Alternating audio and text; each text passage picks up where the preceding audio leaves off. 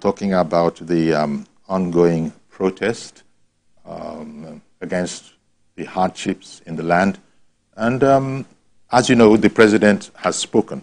The president has addressed the nation and has explained yet again, first of all, expressed his deep regret that his admonition was not heeded. The protest has gone on. There have been, it doesn't matter even, one can't say there have been a number of deaths or a few deaths. Even one was too much, considering that if the protests had not gone ahead in the reasoning of the Federal Executive Council and the presidency, perhaps that one, and it is more than one, would be alive. The idea being that it's unnecessary for us to lose precious Nigerian lives, you know, the way some people might see it unnecessarily, in the sense that here we are, the president has yet again reassured the nation that I have always been available, and I pledge that again, that I always will be available. Let's talk. Let's just have a discussion. Let's have a negotiation. So here we are. The president is demanding peace. He's demanding a cessation of all these actions that could lead to more of a loss for the nation. Look at the situation in the north. Look at the wastages and damages in Kano in particular. You know, and all of this is to catch the attention of the powers that be. I guess that's the primary reason for the protest. And indeed, as has copiously been stated, Nigerians do have a right to protest as long as they do so lawfully. And they have taken up that right. Unfortunately, there has been this corollary. There have been deaths, which some people suspected that it's not possible in this land to have the kind of a protest like that. It isn't possible, is the wisdom of a number of people who have witnessed these events. It's not possible to have that without major mishaps, and indeed it did happen. So, well, here we are.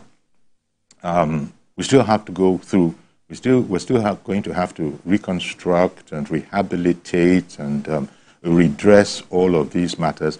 But the president, I think, was lamenting that I have always been available.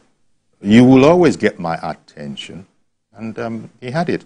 But let it be said, there are those who were even commenting, as was their right, that President Tinubu came to us late. There are those that are saying that, look, the protest started when it started. Perhaps if the president had come in day one or maybe even day two, maybe things would have been different. Who knows? All of that is in the area of supposition. But here we are. So let's look today at the president's demand, actually, that this violence stops. He's appealed. Let me just change that word from demand to appeal, but demanding in a patriotic sense that we can't afford to lose any Nigerians, more Nigerians, internally, amongst ourselves. This is not a result of external aggression. So it's in that context that our caption is stating that the president, he demands a cessation to the protests that will lead to deaths. Okay, we all waited with bated breath for the presidential broadcast. It went out yesterday morning at 7 o'clock in the first instance, as was billed. And this is a report based on it. Tinubu speaks after 3 days of nationwide protests that turned violent in some parts of the country. He acknowledged the legitimate cause of the protest, but he is saddened by the deaths recorded and destruction of property that has clearly set back the country. I commiserate with the families and relations of those who have died in the protest. We must stop further bloodshed, violence and destruction. As Commander-in-Chief of the Armed Forces, President Bola Tinubu insists he has a constitutional duty to ensure order and has called on protesters to suspend all demonstrations. I hereby enjoin protesters and the organizers to suspend any further protest and create room for dialogue, which I have always acceded to at the slightest opportunity. In his state broadcast, President Tinubu painted a picture of the state of the nation. He talked about how his administration has worked hard in the interest of the country by pulling the economy up from a near collapse to a stage of growth and recovery.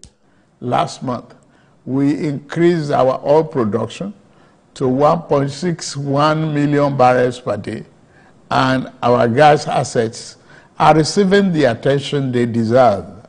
Investors are coming back, and we have already seen 2 foreign direct investments signed, over $500 million since then. The president announced that the debt burden on the country is becoming lighter, with about 68% of revenue spent on debt service, compared to 97% when he assumed office 14 months ago. Also, revenue generation has significantly improved within this period. On the fiscal side, aggregate government revenue has more than doubled, hitting over 9.1 trillion naira in the first half of 2024, compared to the first half of 2023, due to our efforts at blocking leakages, introducing automation, and mobilizing funds creatively without additional burden on the people. Nigeria's oil and gas sector, which for now is still the mainstay of the economy, is showing signs of growth as the administration is gradually ramping up daily production of crude oil. President Tinubu says attention has been shifted to exploring the potentials and opportunities provided by the country's abundant gas resources through the implementation of the Compressed Natural Gas Initiative to power the transportation economy and bring down costs. We have started the distribution of conversion kits and setting up of conversion centers across the country in conjunction with the private sector. We believe that this CNG initiative will reduce transportation costs by approximately 60% and help to curb inflation. President Tinubu urged youth that make up a significant fraction of the country's population to take advantage of programs and policies specifically targeted at meeting their growing demands. We have introduced the Skill Up Artisans Program, SUPER, the Nigerian Youth Academy, NIA, and the National Youth Talent Export Program, NATEP. Also, medium and small-scale enterprises have been given a lifeline that has created more than 240,000 jobs. And large manufacturers are getting single-digit credit to boost productivity. 75,000 beneficiaries have processed to receive our 1 million micro and small business single-digit interest loans starting this month. We have also built 10 MSME hubs. President Tinubu's administration have always said food security is a priority, and efforts are also strengthened in collaboration with the subnational governments to improve the food value chain and also empower farmers across the country. We are providing incentives to farmers to increase food production at affordable prices. I have directed that tariffs and other import duties should be removed on rice, wheat, maize, sorghum, and drugs, and other pharmaceutical medical supplies for the next 6 months. In all this, President Tinubu hopes citizens will show understanding despite their genuine pain and frustration that triggered nationwide protests. But he also urged security agencies to continue to maintain peace, law, and order. For Nigerians, they wait to see in the coming days as government's programs and policies will begin to meaningfully impact on their lives and livelihood. Femi Akonde, TVC News, Abuja. Okay, so as I said, that's the report based on the president's broadcast from yesterday, especially in the area where he was demanding that we just need to stop any action that could lead to further destruction and killing of Nigerian citizens.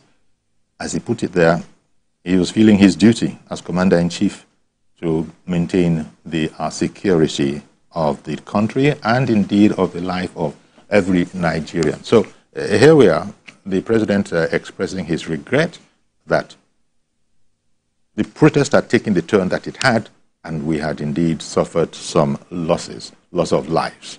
Well, our guest this morning is Dr. Tunji Abayomi. He's a constitutional lawyer, and he's in our Abuja studio. A fine morning to you, sir, Dr. Abayomi. Good morning, Mr. Folani. A very good morning to you and to the national audience. Indeed. We have to say good morning because it's a sort of a convention. But when we look at what has happened in our nation in the past 5 days, this is like the midway point, I think, of the 10-day, exercise, action that was promised. And I was just saying that this is against the advice of well-meaning people, experienced people, people who know how these things usually will go, and those who were fearing that they just couldn't imagine a scenario where it would go without any major loss. Yet the organizers of the protest went ahead and conducted it. Well, the president has said it is what it is. He has repeated his plea. And by the way, he gave a lot of information out there as to actions that were being taken by his administration to ameliorate some of the issues that were being spoken about. Now, Dr. Abayomi, there are those who are saying that, yeah, we heard that now, but the presidency, in fact, this administration, probably hasn't been as strategic as it could have been with its communication, its information, all the stuff that has come out now. I wonder if it might have made a difference if all of this stuff was out there on a consistent basis in the past fortnight or so, and even earlier. You can't hide a good thing under a bushel. It will seem as if nothing is happening. I don't know what you think about that charge that the administration could be more strategic with its communication. Well, definitely. I think the national audience was greatly surprised at the listing, the many efforts made by the administration. I was particularly surprised that the government appears to have done so much, made a number of strategic moves to reposition Nigeria, and I mean, it was really surprising that a lot of the people in this nation, including even informed people like us, were not aware. So in terms of strategic communication, I think the government appears to have failed in doing so, in terms of putting its efforts before the national audience. There also is as we were observing news coverage of the protests, first of all, it needs to be said that the protests went nationwide. There were quite a number of places where, indeed, they did not participate. They would seem to have hearkened to the advice, but whatever the reason, not every state in the country, participated in this protest. Now, drawing from that, one begins to sort of wonder, seeing the news coverage, if people really understood, that is, apart from the organizers, if they understood what the protest was about. When you look at the uncanny situation that we observed in Kano, you begin to wonder if people know what it is about.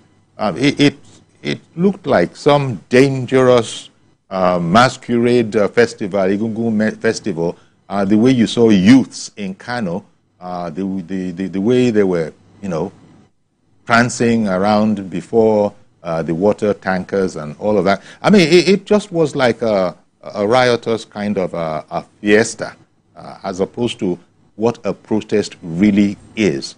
They just didn't know. You saw the iconic, perhaps, picture of youths attacking a traffic light, bent on destroying a traffic light.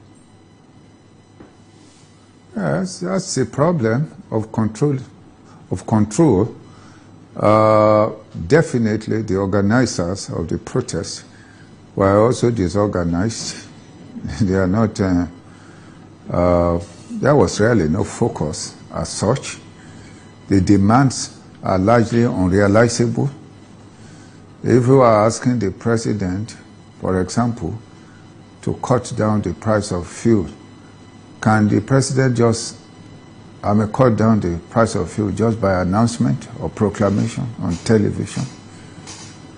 If you are asking the president that the prices of food should be reduced, is that the answer to it? Is the president's decision or proclamation the answer to it? The answer to a shortage of food, so the answer to hunger is food. The answer to food is production, farming and production. If, for example, you are asking that the president should put more money into agriculture, that would be strategic. But if you're asking the president to do what is impossible, the other issue is that if you look at all over the nation, you couldn't really know, who is leading the protest. When we were busy struggling for human rights against the military, like the governor of Kaduna said, you knew the voices, you understand the issues, and we were ready to dialogue and put our case forward strongly, and also to bear the consequences. And we didn't have a situation where just anybody, anyhow, any ruffian, including agents of political provocateur, simply took the law into their hands and they were doing whatever they wanted. You have a right under the Constitution to protest, but you have a responsibility to ensure that you control abnormal behavior, because you bear the responsibility of the consequences of your protest. Indeed. So, Indeed.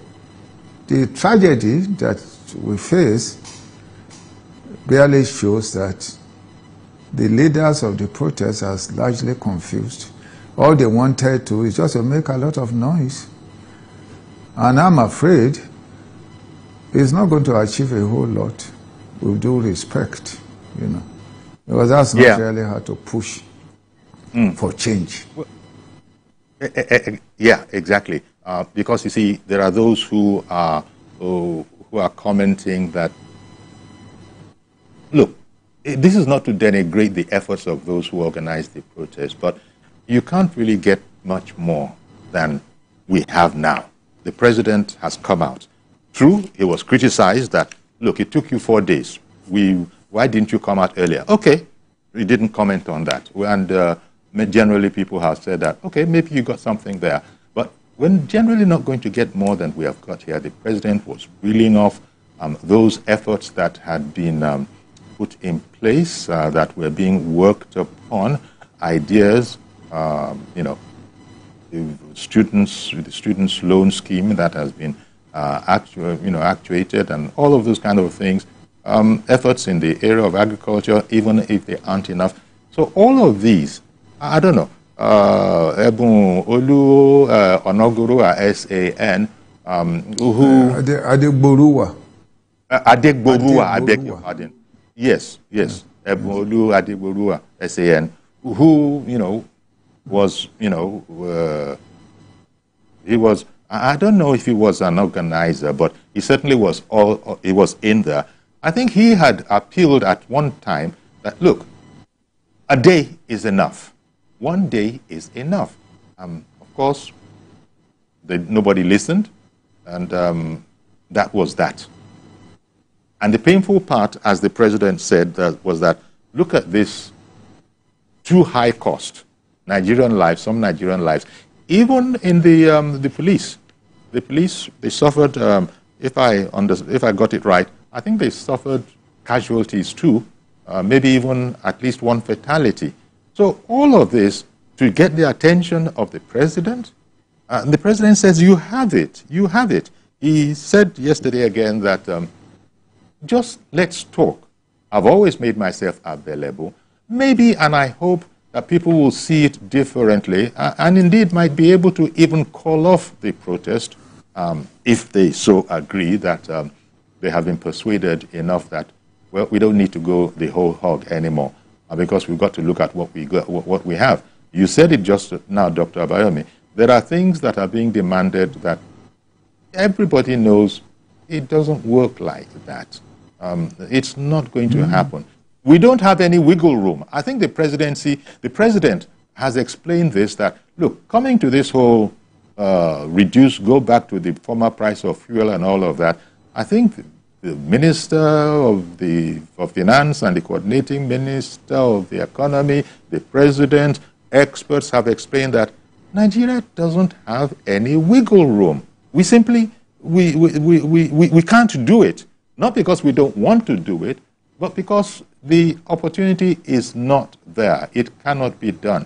Now, these are the areas where perhaps the administration's communication machinery might have been, was sorely needed before this whole event. But we have what we have. We have what we have on our hands. Well, and yes, sir, go ahead. Well, definitely, the government needs to work on its communication system.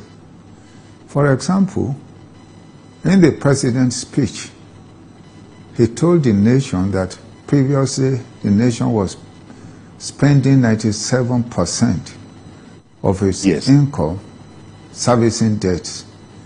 That has been reduced to 67%. In other words, we've reduced it by 30% within 1 year. Also, that the debts, outstanding debts have been paid, running into several millions of dollars being paid. In a sense, we are rated now in such a way that investors are coming into the country. These are very vital information to encourage endurance. The people, the truth of the matter is that in this nation, we really have to face the reality. Even in this area of agriculture, how much effort are we really making? We keep saying there is insecurity. Yes, there is. But there are also lots of places where we don't have insecurity. And we have abandoned agriculture. When we were growing up, we were all involved in agriculture, small-scale agriculture. As a matter of fact, it's part of the national anthem that iṣẹ́ àgbẹ̀ níṣẹ́ ilẹ̀ wa, ẹni kò ṣiṣẹ́ á máa jalè. Ìwé kíkọ́ láìsí ọkọ́ àti àdá kò ì pé o. That farming is our preoccupation. If you don't farm and you learn, you're not complete. That was how we were raised. Indeed. But now, among the national population, particularly the youths, how many of them are even ready to plant pepper and tomato? Okay, one moment, Dr. Abayomi. One moment, Dr. Abayomi. Let me put on Reverend Dominic, who has called in. Good morning to you, Reverend Dominic. Yeah. Good morning, Yori. Good morning to Barrister in Abuja. Good morning, sir. Thank you. Thank you. Yori, I have 3 points to make. One is this. If you ask Dr. Abayomi in our days of protest in the 90s, he had a face and leadership. And he's a witness. Yes. As we gather, Dr. Bekoran from Tunji, the late Gani Abayomi, and himself, most of them will address us how to behave, how to walk, when to stop, and when to move on. But this protest these days has not such ingredients. We saw it in NSAT, where it's a monster that has many heads and no leadership. We saw it last week, Wednesday. And every time we have protests, we have destruction. The same people you want to, you are protesting for, you go after them and destroy their property. It must worry every Nigerian. Exactly. It is on record. When we were fighting in the days of the NECO, we did not match any ants. Doctor is my witness. Because there's an organization. We have a purpose and we're focused not to even what people we want to protect. But this protest these days should worry every Nigerian that has no direction, that anybody will walk out and begin to destroy properties. Watch in Kano. Look at the computer system the Kano the government has put on for the youth to use. And they want to loot it. And what is meaning of that? Exactly. And number two, the way the security agents have behaved, Doctor will bear me witness, it's not in line with international convention. If the military has shot us when we are in 80s and 90s, most of us will not allow today to be governor or to be lawyers or to be pastor like me. Even though they were military governments, they are not using live bullets on us. I watch many places where policemen were using live bullets on protesters. No matter how people protest, you cannot use live bullets on them. That is one side. But we are speaking English here. The problem here is hunger. The problem here is poverty. In all the good English Mr. President spoke yesterday, how does he reduce the price of pepper? That is the question. How does he reduce the price of yam? Most of the people that protesting on the road don't understand this English. Don't understand we are owing debt, we are paying for debt. Let me say this. Mr. President said yesterday, which is supposed to be the indictment, that a lot of money has gone to subnationals, the state. Who hold governors accountable? Who hold governors, the local government accountable? How could Mr. President in Abuja come to solve the price of rice in Imo State, if not Imo State governor or Lagos State? There's money in subnational, but we're not seeing it. In all we're saying, the only policy, a lot of policies, this government have put a lot of policies, but sir, does it affect that this morning I could not take a key because I could not afford bread? I, as Reverend Dominic, apart from joke. Okay, Reverend Dominic, thank you very much for calling in. Dr. Abayomi, I'll take a quick break before we come back. Okay, here we are now in the aftermath of the protest, the ongoing protest against hardships, economic hardships in the land. Some are adding hunger. It all comes back to the same thing, doesn't it? Here we are. All of this, there are those, who, it's not that there are those, just about everybody understands the impact that the removal of fuel subsidy has had on the, cost of living of the average Nigerians, But then again, even though every one of the presidential candidates in the last election had said that they would do what President Tinubu has done, which is take away the subsidy that we simply couldn't afford anymore. This was not a matter of being stern or being nice or being tough. There was no more room, we have heard. There was no room. And in any case, it hadn't been provided for. There are those who are saying that maybe President Tinubu was a bit hasty in announcing the matter, but then that was probably his style, because I remember very distinctly on his inauguration, he's saying, our fuel subsidy, it's gone, Really. That was all he said. Those two words, it's gone. That one is gone. And people actioned that as if it were a formal announcement of the withdrawal. We didn't even have, we have since learned, we didn't even have much more than the month of his inauguration. I think it was by the end of June, there wouldn't have been any funds for it. So there are those who are saying that he might have taken the days between his inauguration and the end of June, when in any case there was no more money. It wasn't a matter of Tinubu's policy. It would have been Obi's policy. It would have been Atiku Abubakar's policy. Anybody who was there at the time would have had to do it. It would have, and it would also have been in national. It would also have been in national interest, because the point is there was simply no money to continue subsidy regime. The second thing is that I think every enlightened Nigeria was against a situation where you created subsidy oligarchs who were simply corruptly taking national monies without providing anything. But a more essential problem is, and this is actually not the problem of the present government, why did we have this long years, this regime of subsidy? Why is a nation that produces petroleum unable to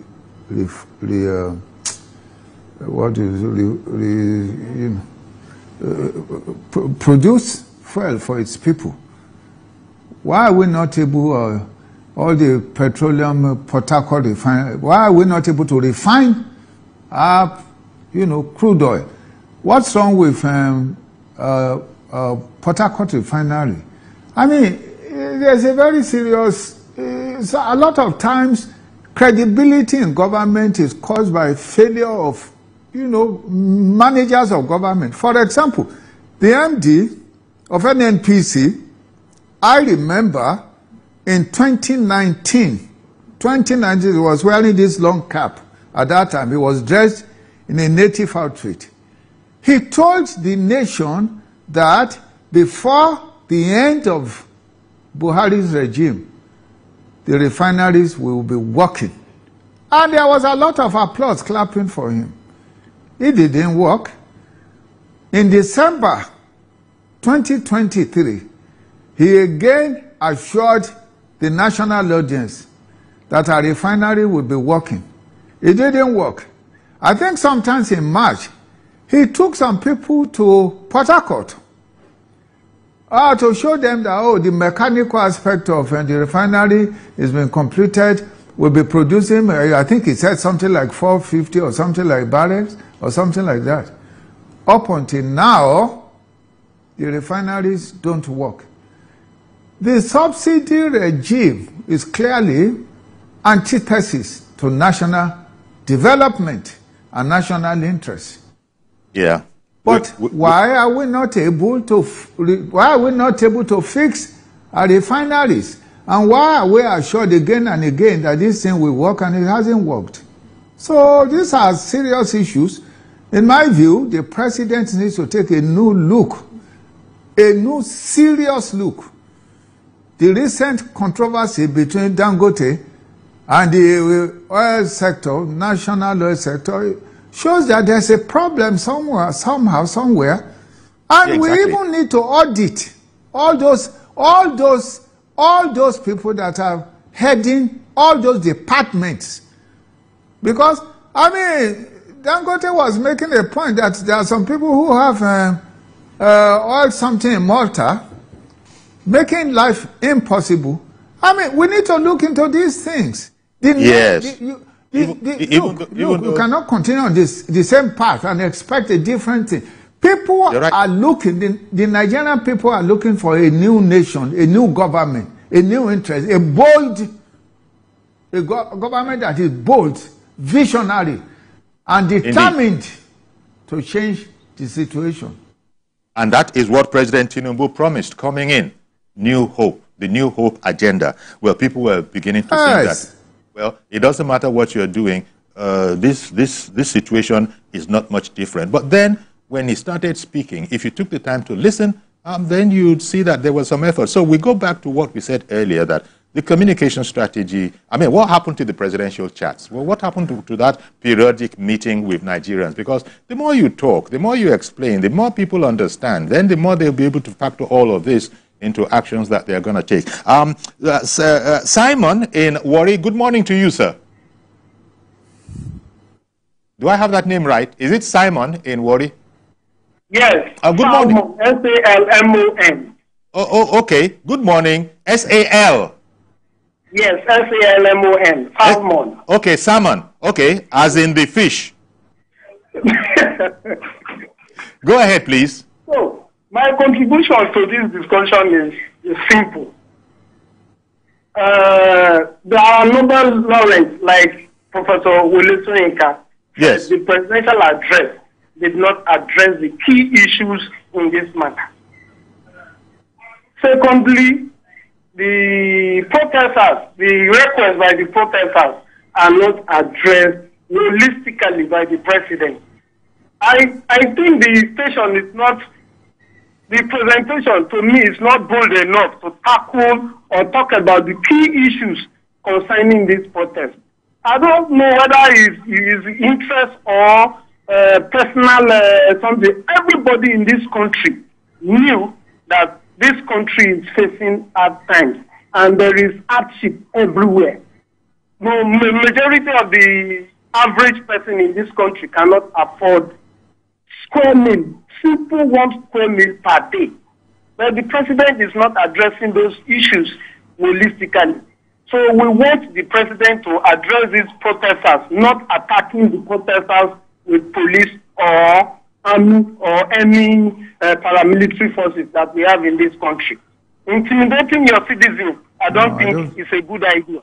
Yeah, but there was none of that from the authority. I don't agree with that. The president addressed, I don't agree with him at all. Okay. The president addressed the key issues. He spoke about commitment to agriculture, youth agriculture. He spoke about removal of import duties on certain items in order to bring down the cost of living. He addressed the key issues. Indeed, he did. Issues that the president need. Yes, he did. He did, Dr. Abayomi. He didn't address the key. What are the key issues he didn't address? What are the demands? I mean, the issue is very simple: the cost of living. Those are the principal issues. So, what are the issues he didn't address? I mean, it's not correct that the president didn't address the key issues. I take that point of view, but what Simon probably was intending to communicate was that, look, yes, we heard it then, yesterday. I can't speak for Simon, but we ourselves have said that the communication whole strategy, as you well know, Dr. Abayomi, in communication, whatever, in advertising, you can't speak once and say, I have said it, I said it yesterday at 14 hours, I said it, I made all those points. You've got to keep on saying it. You've got to be consistent. You've got to be reiterative. Different fora, different, opportunities to express this so that the average Nigerian understands very much what these arcane issues are. For instance, this whole idea that we didn't even have a choice in removing, President Tinubu didn't have a choice in removing the fuel subsidy. But the way he had said it on the 29th of May was that that one is gone, and immediately all the pump prices went up. Maybe there are those who are saying that because of that, he was a bit hasty. But the president already knew. He knew that there was no wiggle room in there. And we make the point that whoever, yes, it pleased God and the electorate that President Tinubu was voted as the president, but, whoever had become the president would have had to face this issue. And so I hear what you're saying, Dr. Abayomi, that the president did mention all those things. But then, for Simon, if he was hearing it, that I don't know how much of it... I think the problem, Mr. Folani, I think the problem is a little bit deeper than that, in my view. One of the major issues that obviously agitates anger and resentment nationally is a perception that the government itself isn't making concrete sacrifices in terms of this struggle that it calls for, an understanding that it calls for in the midst of poverty. I mean, let's be frank. Okay. You cannot tell the nation that you are spending maybe over 20 billion naira to fix vice president's house where the people are hungry. You cannot tell the people that you are spending, is it 90 or 90 billion or thereabout, in support of Hajj, when the people can barely afford 1 meal a day. Okay, so there are these mixed. It goes back to the communication strategy, sir. Yes, so the people, all these mixed signals. Perception. Yes. Yes, the signals. It's messed up. The dispatches from the field. Okay. Yeah, the dispatches of the field. Mr. Esson, I know that you're on the line waiting. Yes, I'm going to come to you, Mr. Esson. are not encouraging. They didn't create understanding for the government. It's a different thing. If we told the government, oh, the vice president's house needs to be fixed, but because we have no money, we will have to defer that. I mean, do you know the feeling of the people? You understand? Well, the people maybe will even call on you that you go ahead and fix it, but it will be based on their understanding. But for you to tell the people when the fuel is expensive, food is expensive, and so on and so forth, that you are spending so much money in this way, president travels with so many people, so these are the issues. And the president and his government needs to look at has these been waiting issues. for a while in Lekki. I'm sorry, sir. Good morning, Mr. Esson. Yeah, good morning, Yori. Good morning. Go ahead. Good morning, Dr. Abayomi. Morning, Mr. Esson. Good morning, sir. Morning, sir. So many people have been asking the question that the president did not address the issue. But you answered the question partly, very brilliantly. Yes. But, I'm thinking that since the president said he wants to have dialogue with these protesters, so it is when he's discussing with them that more issues or whatever concession he's going to give, that those one will come up. But already the president has addressed most of the issues. The one I know that they cannot say, waiver is the issue of, fuel subsidy. If that one is forgone. And again, people are asking the question that, the president was too hasty in saying subsidy is gone. I listened to Obi when he was campaigning. He said the day he becomes the president, that first day is going to remove, fuel subsidy. How come then people are blaming Mr. President, and more so that already the former president has already removed the subsidy and there was no budget for it. So people will just come to television. It wasn't in the budget, yes. Okay, thank you very much, Esson. Thank you, Esson, for calling in on that, indeed. So, yes, Dr. Abayomi, I think that effort that the president did address these things. But I think you sort of agree. Very well. The president spoke very, very well. The president spoke well to the country, laying out all his efforts. He showed sympathy for the conditions of the people. He was a statesman, and he was he showed that he was also a human rights activist in terms of presentation and delivery and the issues he handled. The issue, however, is that these are periodically, it is important for him to dialogue with his nation, because the issue is not about ministers. We didn't elect ministers. The National Electoral Constituency elected only one man to manage this nation, and that is the president. So he needs to interact periodically with the people, explain to them the challenges and what he's doing, like he did yesterday. It was quite impressive, in my view. So people that are saying the president didn't deal with the issue, what issue did he not deal with in that particular address? I think Dr. Abayomi, okay, Dr. Abayomi, let's take on, I think, Damawa. Is that a Mr. Damawa calling in from Abuja? Good morning to you, sir. Good morning, sir. How are you? Very well, thank you. You? Go ahead, please. I'm fine. Sir, well, I appreciate the response of Mr. President to some of the demands in his speech. I really would like to draw also his attention to the need for him to address what I may consider some of the key issues of the protesters. That is the issue of this bad governance. It relates to the issue of the National Assembly allowances, job pay, jamboree trips. All these are extra expenses in the situation where we are in.